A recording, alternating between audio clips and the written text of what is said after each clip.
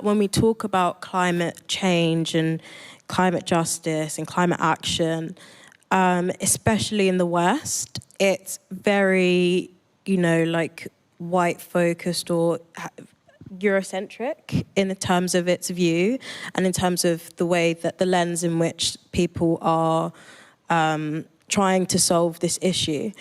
And I think people, often you do hear in climate spaces how, it's a climate crisis, race is separate, racism is separate, oppression is separate, when actually racism and anti-racism should be at the center and literally integral to the action and the justice that needs to be, taken, because like Yusuf put perfectly, the climate crisis is a very new-ish, in terms of our in terms of us as humans, it's a very new problem.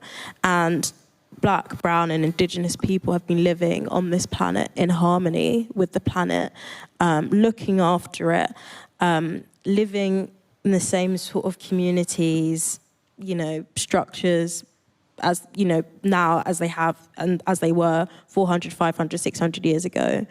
And I think without really interrogating the ways in which systemic oppression like racism is causing and contributing to the destruction of the earth, then we aren't going to really get anywhere. I think that's like the first thing that I would say. But sort of, if that's confusing for people, I think the first example that I would give, like a personal example, is that, so I'm Ghanaian, I'm from Ghana, and it's interesting because I was born here, raised here, but I still always consider Ghana home. And I think it was like a couple of weeks ago, I was watching this video, and it was about how the landfills in Accra, on the coast of Accra, and I think it was like 60 million tons, something like that, of clothes end up from like the UK, the US, like Canada, Australia, etc., end up in this one place in Accra.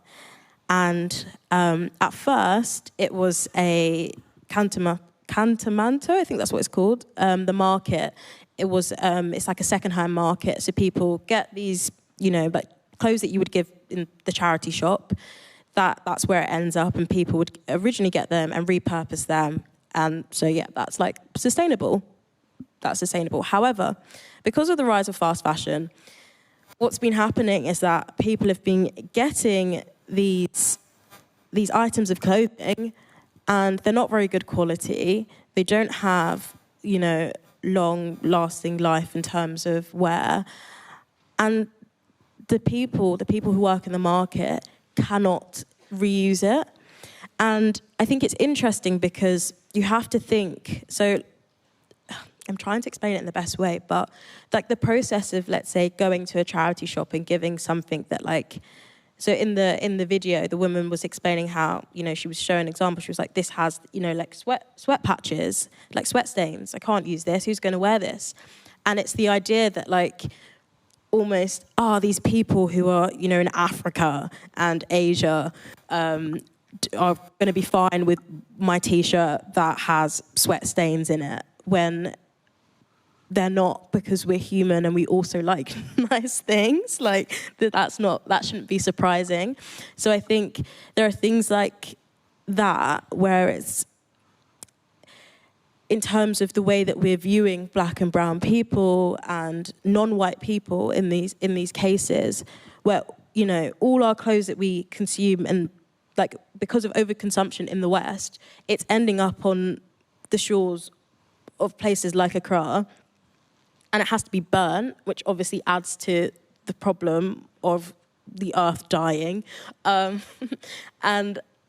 it's, I don't know, I find it interesting. I think it's quite hard to articulate in the sense, because obviously I do exist in the West. I am, I live in England, but there's part of me that really hurts, because it's like, if imagine what's like a nice seaside town in this country. I don't know, like Brighton. Everyone loves Brighton. Brighton's great, yeah. Yeah, Brighton. everyone loves Brighton. Imagine seeing tons and tons and tons of clothing on, you know, the shores and the beach in Brighton. Like, people wouldn't be able to imagine that. So why is that happening to, like, my people back home? Like, why do they have to deal with that?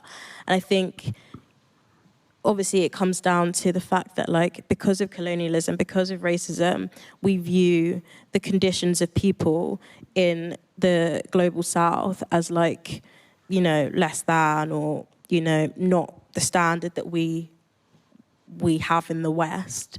So it's almost like it doesn't matter if we're causing damage to them, but it does. And so, obviously that's a very long-winded answer, but that's why anti-racism is so integral, because oppression and bias and, like, prejudice literally affects the way that we function in society.